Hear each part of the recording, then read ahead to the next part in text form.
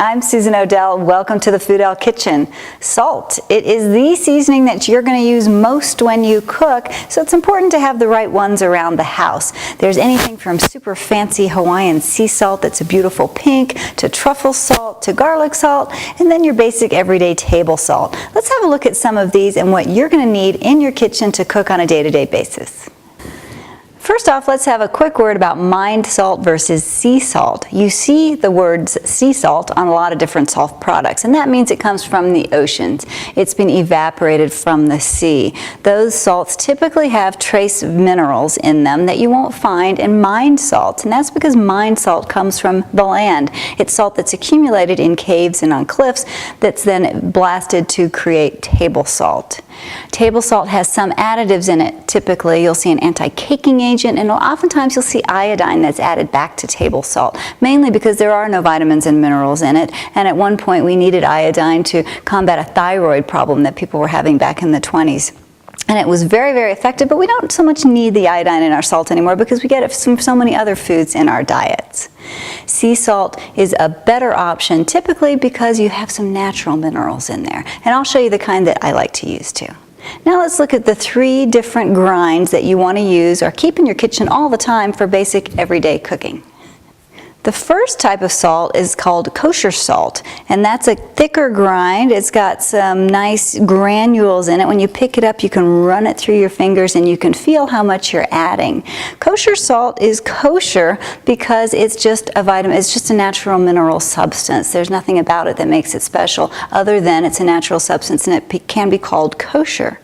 It was also used for koshering meats, meaning it was sprinkled on meats to draw out the blood in the koshering process. And so now we call it kosher salt. It's mainly the grind and the size of the granules that we're referring to when we think about kosher salt. I use kosher salt all the time in my savory cooking. When I'm cooking on the stovetop, you need to add a little bit of salt. You need to spice something up a little in my soups, in my stews. Any kind of time I'm cooking or sauteing, I use kosher salt.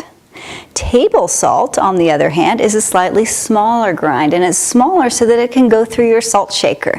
It's a nice fine grind, and it's got a nice flavor to it, and it's something that you can still buy as a sea salt, but it's just ground much more finely than the kosher salt.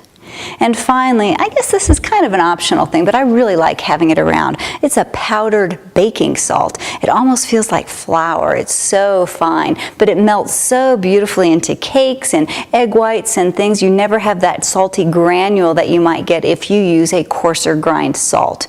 So you definitely need kosher salt around. You need table salt around for salting at the table, and a powdered salt or a baking salt is a really good option too. So now you know the 3 types of salts that you should have around the house. When you go to buy it, look at the packaging. Remember we talked about between mined salt and sea salt. Look for something that says sea salt. If it doesn't say sea salt, it probably is mined. You can get it in all kinds of fancy packaging. It gets pretty pricey when it says gourmet salt on it. This is the kind that I use on a regular basis. It's called real salt. They have it in different grinds. It's mined from an ancient sea, so it has all kinds of good vitamins and minerals intact. And things like phosphorus and iodine and magnesium and copper, things that other salts might have to add back that have been taken out. This is here, it's in here naturally. And since you're going to use salt so much, you might as well get a good one. I keep salt by my stovetop all the time in just a little open container, a little ramekin, so I can pick it up in my fingers and toss it in my soup or whatever it is I'm cooking. Makes it easy.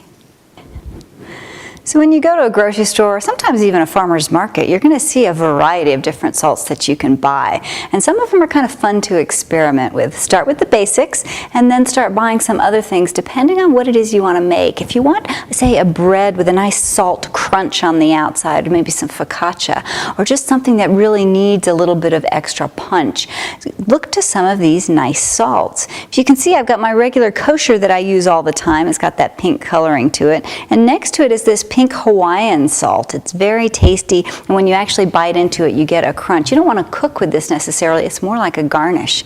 Same with this gray sea salt. This is a fleur de sel. It's pretty pricey. All of these salts get pricey, so you want to use them sparingly and for special things. I love this Molden's flaked sea salt crystals. They're really fun for sprinkling in salads. Again, to give you the nice salt crunch. You want to be able to taste it. You want to be able to feel the crunch when you use these salts. And finally, we've got flavored salts. Garlic salt you've seen. Seasoning salts, all kinds of salt. This is a truffle salt. It's got dried truffles in it. Just opening it up, the smell is unbelievable. Sprinkle just a tiny bit of that in your eggs and it's going to make them truly special.